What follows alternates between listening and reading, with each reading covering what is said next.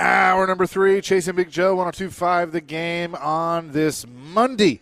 He is Big Joe Dubin. Dr. Crane Nick Frazier is here. I am here. Brandon Bigsby is back at the studio, and we're at Salvo's here in Mount Juliet. And we're watching about what other signings may come the way of the Titans. Wan'Dale Robinson is the big one so far, and we say hello now to John McClain down in Houston. And John, one, how are you? And two, been kind of quiet in Houston today. Well, it's been a flurry over the last few days as they've re-signed players to extensions, and they'll end up signing offensive linemen, hopefully using 2 of their top 3 picks in the first 2 rounds on offensive linemen. And draft-wise, while everybody's focused on free agency today, nobody signed till Wednesday till 3 o'clock, but everybody's agreeing Wednesday's almost going to be a letdown. The thing that I saw that most interested me about the Titans started with the Cardinals re-signing James Conner, their running back, and then signing Atlanta free agent Tyler Algier, which means they will not be taking the best running back in the draft, maybe the number 1 player overall in the draft, and that's Jeremiah Love of Notre Dame. And we talked last week about what a great running back, how it can transform your franchise. Titans saw it with Derrick Henry. He didn't pay off right away, but he certainly did after 2 years. The Oilers did it with Earl Campbell, who totally transformed the franchise, and I know they need pass rushers, but as I've told you guys, Robert Saleh can turn chicken, into chicken salad. And so they don't have to use the 4th overall pick on defense. They need to get Love and put Love, and I'll tell you what, if they don't, you will hear cheering from Houston, Indianapolis, and Jacksonville. Well, it's funny that you bring that up because we had Jeff Fisher on last week and asked him specifically about taking a running back to go with the young quarterback. And obviously he talked about 1996, that when they took Eddie, that was the whole idea, was to look at the future, to take some pressure off of Steve McNair, who they had taken a year before. And ultimately it worked out. Then you referenced, some other times that the franchise has done it. I mean, look at Derrick Henry in the second round a few years ago. So I'm for it. And all the cards are kind of, or the planets are aligning that he's probably going to be there at 4. Unless somebody trades. Somebody could trade with Arizona thinking the Titans might get him. Maybe the Titans trade a pick to swap a spot to be guaranteed of getting him. Another thing to consider, Mike Begonzi, where did he come from? Kansas City. Have you ever seen Kansas City do anything big with a running back like that? Even before they got good with Mahomes. Priest Holmes was a great running back for them. He was a free agent, maybe the best free agent running back ever. And they had Christian Okoye, but they just, in the Andy Reid era, it's like they didn't value a running back. And it's because they picked low, but they didn't, as far as I can remember off the top of my head, target. But they were never bad enough to be 4th overall. And also, you didn't have a prospect like Jeremiah Love coming out who could help Cam Ward as a runner and as a receiver. And we talked about this last week. One of the most impressive things I've seen in all the combines I've watched was Love and his backup, Jadarius Price, asking if they could run routes with the receivers after they finished with the backs. That was impressive. And plus, I think, Chase, it was you that brought it up last week about, you move into a new stadium. You want to sell tickets. You want to sell suites. You don't want people just buy them and not show up. Yeah. And you got a star power like Steve McNair and Eddie George, and I'm not saying Cam Ward and Jeremiah Love will be Steve McNair and Eddie George, but you're giving yourself a chance, and people will be fired up. There's nothing like drafting a quarterback in the first round, and the higher you draft him, the more fired up media gets, the more fired up fans get, And then when you draft the best running back, and he's a guy who can also be a great receiver, you talk about getting fans and media even more fired up. It's can't miss. By the way, John, this is what happens when you come on with us. It's not a huge signing, but the Texans have signed former Bears defensive end Dominique Robinson to a one-year deal up to $4 million. So they have made a move. They usually sign defensive linemen who are cheap. They've still got to re-sign a couple. They've re-signed starting right tackle Sheldon Rankins, who played really well, 17 starts last year.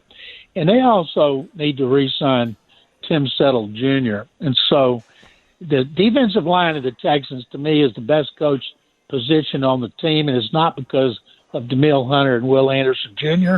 It's what they do with the backups and what they do with their starting tackles. They take guys who bounced around other teams, come in here, get this coaching, this scheme, and they play really well. John McClain is on with the Chase and McJoe Show. John, the Tua news cutting him today and a $99 million dead cap hit. I mean, did you ever think in your wildest dreams you would see that kind of story? No, of course not, Joe, but we're going to see more and more of that as teams make big mistakes, as the Cardinals have with Kyler Murray. I'd rather have Tua at 1.3 than I would Kyler Murray. Tua has led the league in yards. He's been to the playoffs 2 times. It's great for him to get a new zip code if he goes to Atlanta. He'll be Michael Penix's backup, or he'll be starting while Penix gets healthy. He's got weapons there, and Bijan Robinson, Kyle Pitts, Drake London. That offense, if it just gets any kind of above-average play from the quarterback, they have a chance to be prolific. And then the competition in the NFC South, Tampa just took a blow, and Mike Evans agreed to go to the 49ers on a 3-year deal. John, the Malik Willis now going to replace Tua in Miami, 3 years, $67 million, $45 million guaranteed. For a guy that's never started more than 3 games in a row, I mean, obviously they see something there. Jeff Lafley saw him with Green Bay, but, I mean, that's a lot of money for a quarterback who's unproven. It is, but when he played for the Packers, he played really well. How much of that was Matt LaFleur and that system and that offense after the way he bombed out with the Titans? And they didn't have to overpay for him. So they've got him, and Hafley ought to know him well from seeing him in meetings and practice every day. Good opportunity for him. I don't think that team's going to be very good. But I'm not surprised they didn't keep Tua around. Tua's not a bad guy. Tua Tagovailoa is a good guy, but as long as he was there, it was always going to be about him. So they had to let him go, no matter where he signs, and I think it's a great deal for Malik Willis. John, we're 4 hours into this. No movement on Trey Hendrickson.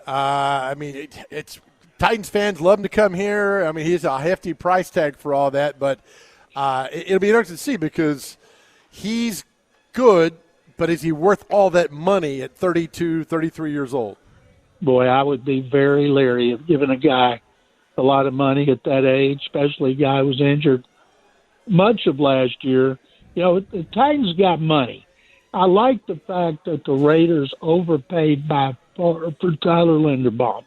He just took the center pay to a new level with what he got from the Raiders.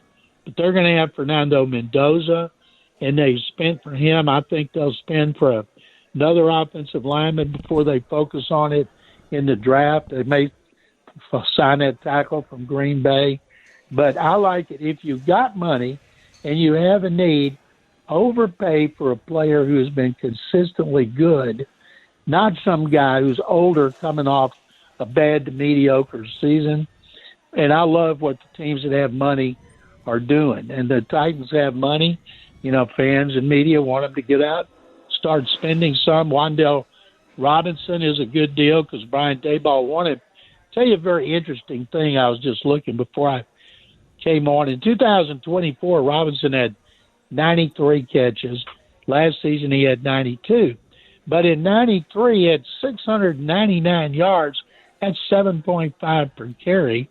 But this year he had 1,014. That's 11. I guess a lot of it had to do with the quarterback. A lot of it had to do with what they were doing with the play calling and stuff.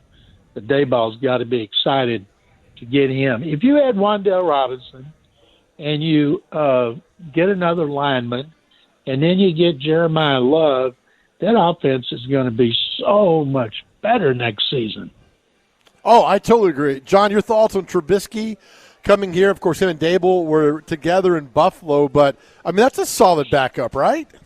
He's a backup. He's a really solid backup. He's been a starter. Remember when he came out of North Carolina, he had only started, I think, 13. He was one of those guys that history says shouldn't have been drafted that high because he didn't have a body of work. Just like Ty Simpson this year. People are leery. Only 13 and starts, and they go back to Anthony Richardson, 13 starts. And is it the player?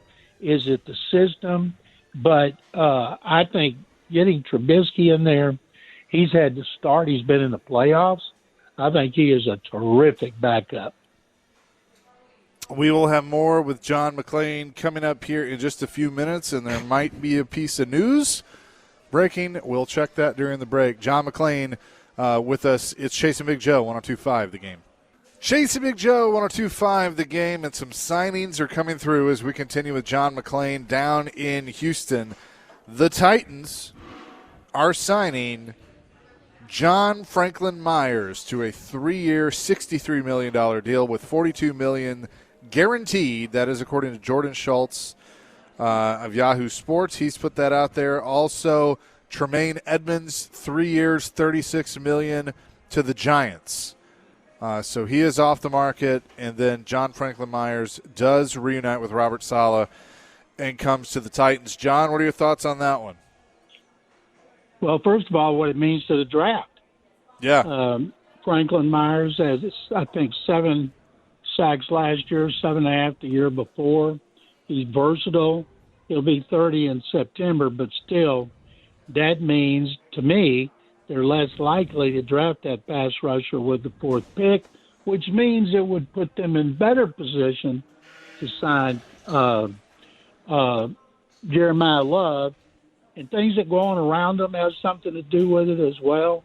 But if I was a Titan fan right now, I'd be pumped because he can get the quarterback. He's not great, but he's good. He's an experienced veteran who can help the defense. I think that Jeffrey Simmons likes it too, because right before it came out, he tweeted the eyes looking emoji, and I think that means he approves of that one. So I think those two. Know he does because he wants good players by him, but he also, like any defensive lineman, would like experienced players by him. Arden Key will stay in the division. He goes to the Colts on a 2-year deal worth up to $20 million. So Arden Key leaves the Titans and goes to the Colts, according to Jordan Schultz. So the Titans have made the moves mainly on offense. Now they make a defensive move, and there's still a lot out there. But, the more I look at this, the more things start to point to what we've talked about over the course of the last few weeks, and that is Jeremiah Love at 4. What would that mean for Tony Pollard? Would you be open to keeping both of them, or do you just give the keys to Love and move on? Well, I think I would keep both of them unless somebody offered me a trade deal. I mean, Pollard can't have much time left on his contract, does he? He's got 2 years left, but they could get out this year with not a big dead cap hit. Is Spears still the backup? For now, but I could see you got to have him being gone. The way it's gone now, people have used 2 backs a lot. That was a formula for the Seahawks to win the Super Bowl. And I'm wondering what in the world is Seattle doing for a running back? Zach Sharp, and they blew out his knee in the playoffs, I think, or right at the end of the season. I think and he's probably not going to be ready for the start of the season.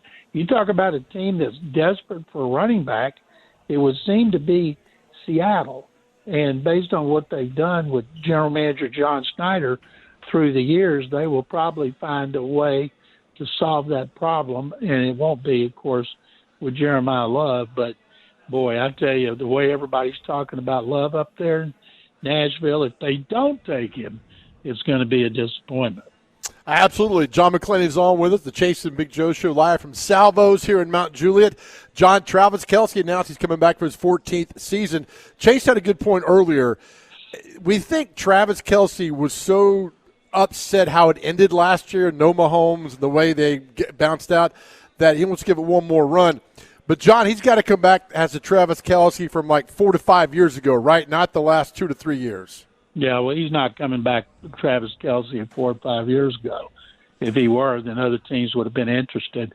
I saw one story, he took loyalty over money. Give me a bleeping break. How many people were going to offer Travis Kelce more than 1 year at $15 million? Yeah. Not even his wife. Be the important thing for him because his fiance is worth a couple of billion. Right. And he makes a lot. He and his brother sold their podcast for over $100 million. He's going to make a lot more outside of football than he's made in football.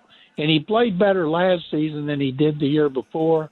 But, Joe, what you said about him that last season left a bad taste in his mouth, as it did all Chiefs fans. And what people are wondering now, will Patrick Mahomes be ready for the start of the season? I saw a report last week, it might have been from his agent. Yes, he'll be ready to go on day one. It's easy to say that in March. And truth is, nobody knows. No, you're right about that. John, if the Chiefs decide to really go in free agency and all that, I mean, they're back in the top 3 or 4 teams, I would think. If Mahomes comes back healthy, they add a few pieces, they'd have to be back in the top 4 or 5 teams, right? Well, they might not even be in the top 2 in their division. They may be picked behind the Broncos and the Chargers, which a lot of people are doing now. Because they've gotten older. They've had to make a lot of tough decisions. Trading McDuffie because you couldn't sign him is terrible. The guy's one of the top 3 or 4 corners in the NFL. You're not going to get a guy in the draft to replace him. So it's not a rebuild per se, but, boy, they're not going to get the same respect going into this season as they have in recent seasons. Real quick, Mike Garafolo is reporting the Titans have agreed to terms with cornerback Cordell Flott on a 3-year, $45 million deal, $32 million guaranteed. He's another Giants free agent that comes to Tennessee following Brian Daboll, but he will join Robert Saleh's defense. They needed corner help, John, and they seem to have found it there. Yeah, boy, one of the biggest busts in franchise history has been Snead. Have they gotten rid of him yet? Not yet, but I think they're waiting on some medical stuff that might be able to help them get out of that.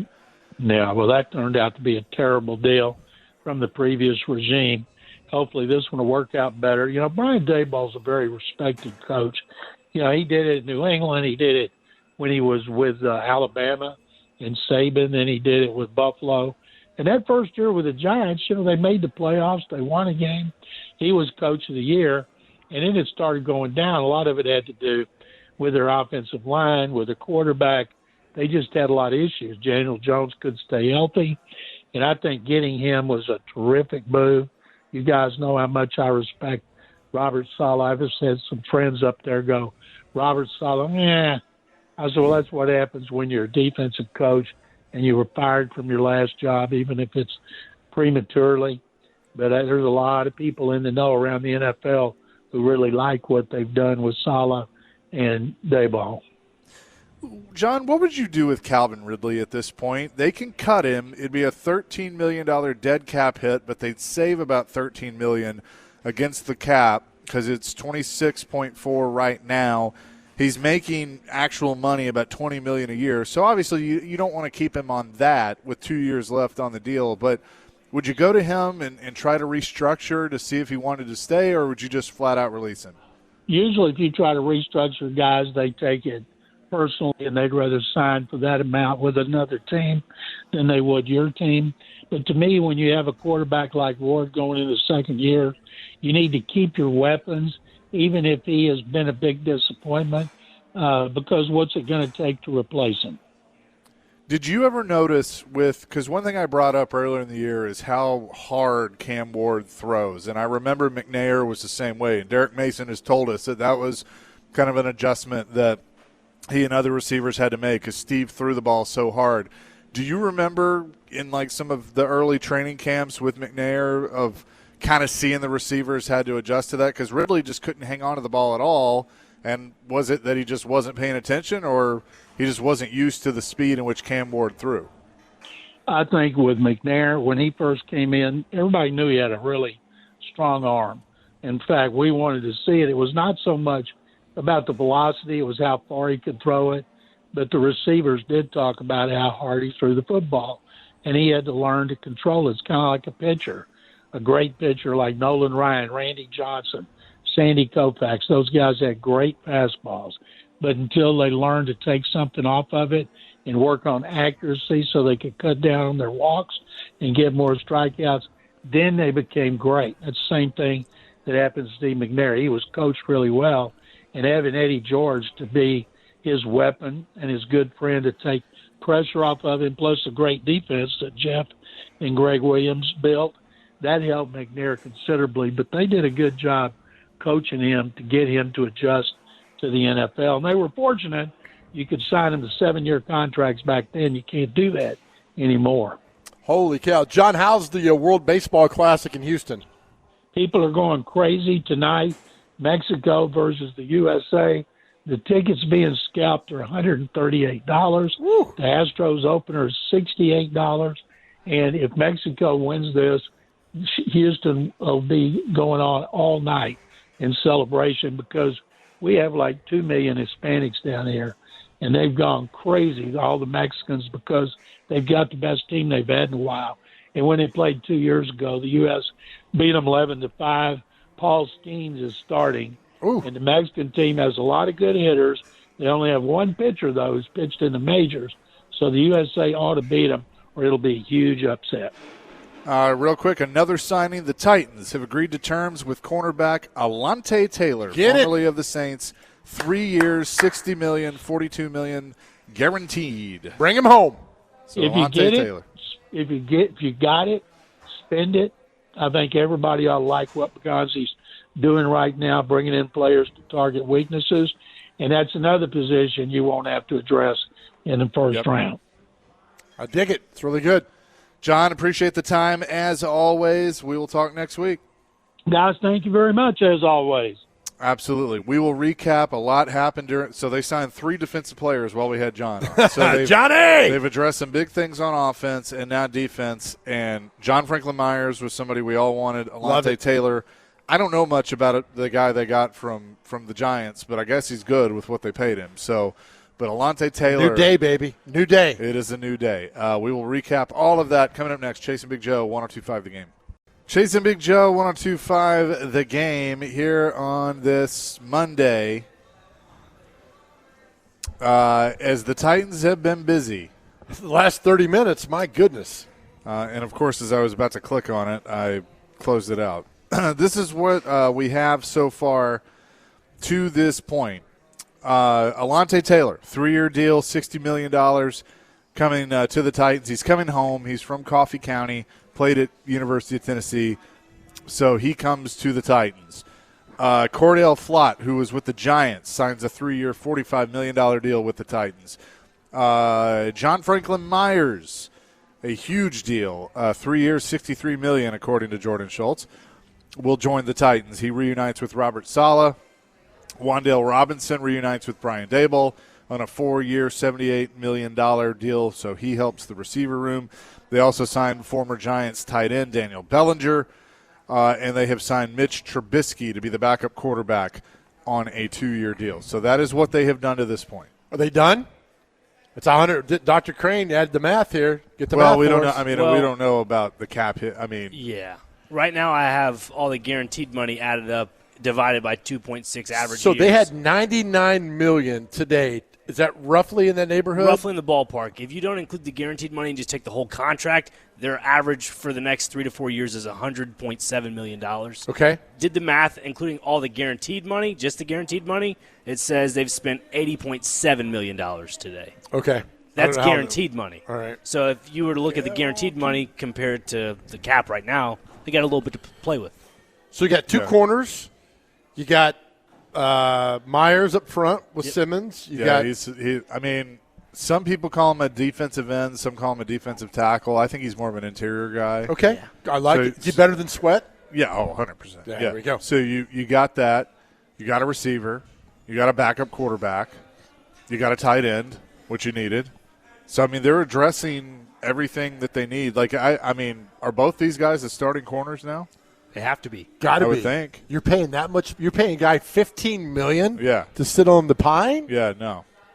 You have to. And Who's the nickel? I think it's Abe Lincoln, man. hey, Well, all right. Yeah, so they got to figure that out. but they can do stuff with like Kevin Winston now. I mean, they could put him anywhere. To be honest with you, play around with it. So the linebackers are Barton and then Gray. As of right now, They're okay, right? I mean, they're not. It's not Jack Lambert and Jack Ham. I mean, obviously, but they're serviceable. but you surround them with guys that can be serviceable, and if they're serviceable in the middle, your defense will be decent. Well, I was told by a good source that Borgonzi likes playmakers, right? Yeah. So you got Wan'Dale Robinson. I think you put Love in this mix. I'm still advocating to trade with Arizona, give them your next year's number one, and give me Reuben Bain and Love. I mean, you're talking about this football team is so much better right now than it was the last two seasons. Now, they got to prove it on the football field, obviously, but I just like what they got, man. I love this. So we haven't even mentioned, remember, they traded for Jermaine Johnson, so he comes in as well. And thank you, Ricky, for quote tweeting me on this. It says, time to take my recruiter hat off. We went 1-for-1, chat. John Frank, because he was trying to get John Franklin Myers because they had played together. Okay. So there you go.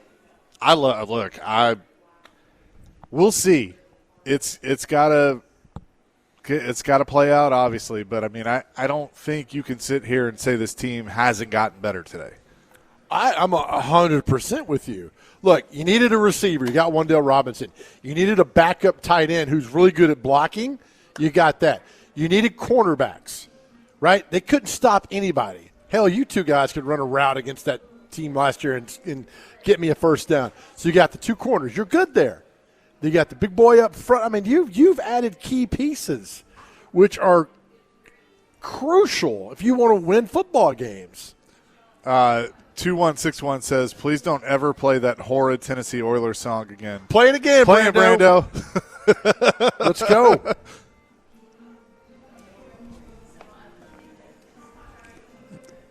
Yeah. It's so good. So bad. Thank the Lord they only played So that good. for one season. Ricky on our text line, Ricky says, please tell Joe we don't want Bain. Ricky, we like you and you text in a lot, but we disagree with most Ricky, things who do you you want say. instead? Receiver? Punter? Come on, Ricky, you're better than this. Give me somebody whose only job you say, look, I'm going to tell you one thing, rush the passer. Go. Get in the game. That's all you're going to do.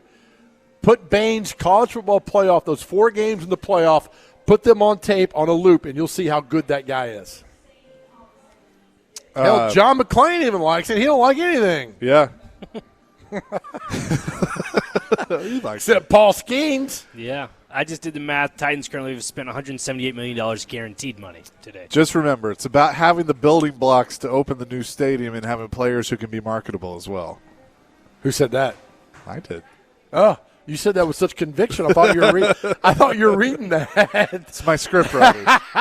We're trying some new material. My script writers. That's the best thing you said. But you're right, man. You're exactly right. So Thursday night, Wan'Dale Robinson, Cam Ward, Franklin Myers, Alontae Alontae Taylor, bring him home. Yeah, I can see that. Bring those 4. Bring 5 out. Bring those 5 guys. You know, out. it'd be kind of funny if you do the debut. Now you'll piss some people off, but you'll get a lot of people going. But if you do the debut and Taylor walks out and he's wearing his Tennessee jersey, and then he has the Titans jersey on underneath, takes it Chaser. off. I kind of like that. For those of you over on Great Circle Road that are listening, I would just like, I don't know what I want, but we'll work it out for that idea. Yep. And this solid $20. I'll take $20. Remember when Peyton came out at the Morgan Wallen concert in that full uniform? Yeah. I want to see Saleh come out in full uniform. Not only did he come out in full uniform, No, it was the funniest thing because, like, he legit was like, I'm back, baby. Like, he had the helmet, that Right. big-ass helmet that he always wore. The old school face He's mask. like, The "Man, old-school one more face time." mask. I mean, he had the jersey. Like, he was in full uniform. He's like, maybe tonight I can beat Florida. Dustin in Hopkinsville says they could go in and add a lineman in the first 2 rounds, and I'm good after today's signings. For the first time in a long time, I'm excited to be a Titan fan. Yes. I do. Tweet of the day. Thank you. Text of the day. Kuharski, I want to ask you about that. I think Zeitler is probably still going to be the move. They'll bring him back and put him at right guard. I mean, it worked. Why not? Right. Let me read this tweet. How y'all doing? How are we doing today? Good. What is that from? It's from this lady I used to work, an older lady, very sweet older lady. She would always that way. She said, how are we doing today? We doing pretty good? She did it for years, man. So sweet. Rest in peace. So Mike Herndon put out there available center options. Luke Fortner, Dylan Parham, Ethan Pochik, Corey Levin, Austin Schlottman. You're just reading Andre names now. James. I think I'm reading out of a yearbook. And Kuharski said Jackson Slater is the pick. Would you try Slater at center? Absolutely. I look, he had a great reputation. Bring Zeitler back. Right? Bring a veteran guard back and put Slater in the middle. Somebody had said if Slater had played at a D1 school, not Sacramento State, he'd have been a first-round pick. That's how good he is. But at that level, because we got hoodwinked by Dylan Raditz, right? This guy's really good, and he came in. I mean, the guy couldn't even block you on Facebook. That's how bad Dylan Raditz was. So now let's see. Thank you. Let's see what I'm all about Slater, man. I think he's got the build and the body. We know you love J.C. Slater. That's your guy. J.C. Slater. Or A.C. Slater. AC, come on, JC, man. A.C. Slater. I'm You sorry. set me up with a good joke earlier. No, that one falls fast. I'm sorry. By the way, Rob says enough free agency talk. I need to know how old the bass player for Def Leppard turns today. Well, Rob, I got some good news for you. Because coming up next is what day is it in celebrity birthdays. We will never not do it. Right. Take that, consultants. There you go. That's all I had. Chasing Big Joe, 102.5 The Game. 102.5 The Game here on this Monday. I want to thank Salvo's here in Mount Juliet for having us here today. We've had a blast. They got 8 locations, right, Joe? 8 locations all across Middle Tennessee, including one right here in Mount Juliet, 12800 Lebanon Road. The food, the pizza, everything's good. The takeout atmosphere, business the is music. fantastic. SalvoPizza.com. Today's National Meatball Day. Take advantage of this. Yeah. Salvo Pizza. Celebrating Dr. Crane. And your nickname in high school was Meatball. Meatball, yeah. Pass it to Meatball. That was me. Meatballs I like it a lot. Meatballs are a favorite, and this guy was a favorite here. Marcus Mariota re-signing with the Commanders, 1 year, $7 million. He can make up to $11 million with incentives, but he's had a nice little run as the backup there. Bounce passes to the receivers. So Traylon Burks. he will go there, and we'll need some hand warmers. But anyway, let's get to what day is it, and celebrity birthdays. Okay, first on the list. That's you. Sorry, yeah, just a little odd not being my board doing this. Okay, first on the list, Amerigo Vespucci Day. Yeah. We all know Amerigo, former Nice. Italian. There we go. Former. Aren't you always Italian? Well, he is an Italian. I'm saying he's now deceased, but Oh, he's out at Seas? he's deceased. Oh, okay. He's dead. Yes. Next one is Bang Clang Day. So Pardon you? Bang Clang Day. It Okay. is basically talking about the first naval ironclad ships that Sure went it back is. and forth for naval warfare. Okay. So Bang Clang Day is that. Barbie Day. So there's that. Nice. Commonwealth Day. There you go. Is that for Kentucky and Massachusetts? No, it's for all the people that were involved with the states and the UK that were involved with that. The Oh, okay. Commonwealth, yeah. False Teeth Day is today. Fill Your Staplers Day. Might be able to do that with Bang Clang because the whole metal thing. Let's see. Get Over It Day is today. God, I need to do that. I need to do that too, actually. Joe Franklin Day is today. Not sure who Joe Franklin Alderman? is. No, I guess so. That's yeah. a- The Joe Franklin Show. Yes. There you Joe Franklin sounds like an alderman. go. Yeah. An alderman. National Crab Meat Day is today. And then next is National Meatball Day. We all know National Meatball Day. We've been celebrating that all day. Right. National Workplace Napping Day, and to wrap it up, Panic Day. So that's Nice. all together. I Some need to people get do over that. it. I panic. All right. Some things. Yeah. Two things. Is it Dr. Crane and I today? Is that how we're doing this? Yeah. Okay. Caller number 3 at 615-737-1025 will win a pair of tickets to see Nashville SC and Inter Miami Wednesday night at Geodis Park.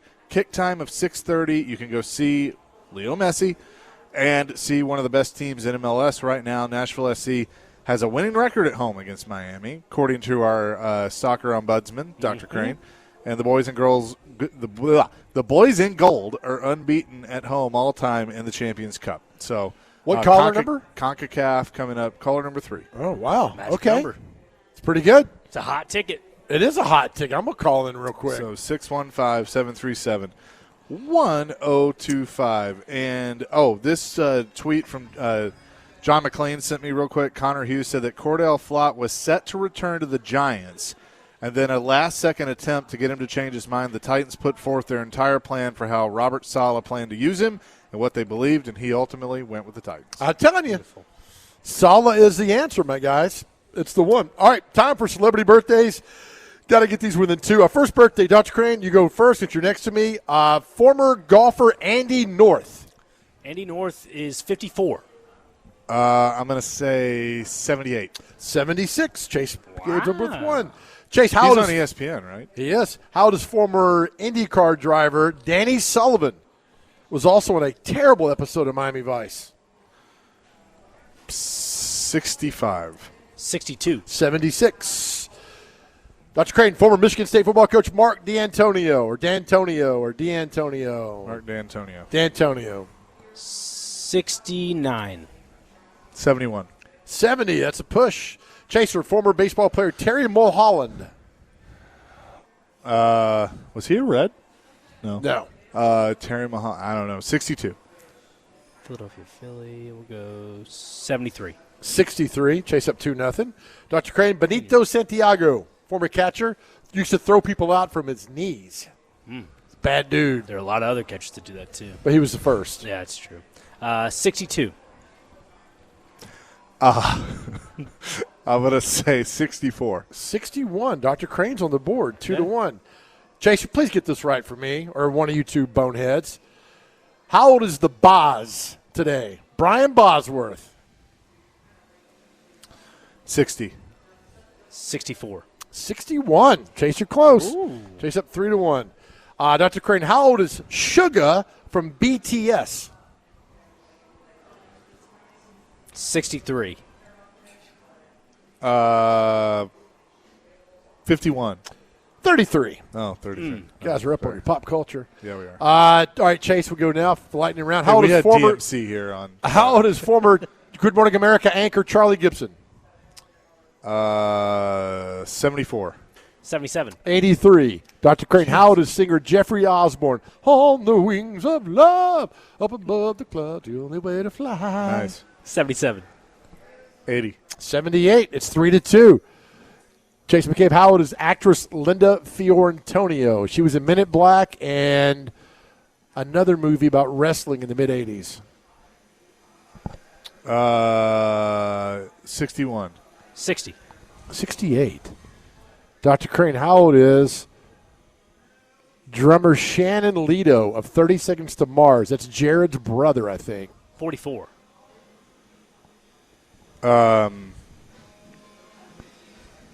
54. 56. Chaser's up 4-2. Now, is Webster still alive? Today's Webster's birthday. Dr. Crane, how old is Webster, who, by the way, you are taller than? Oh, I'd love to hear that. Webster is 58. 85.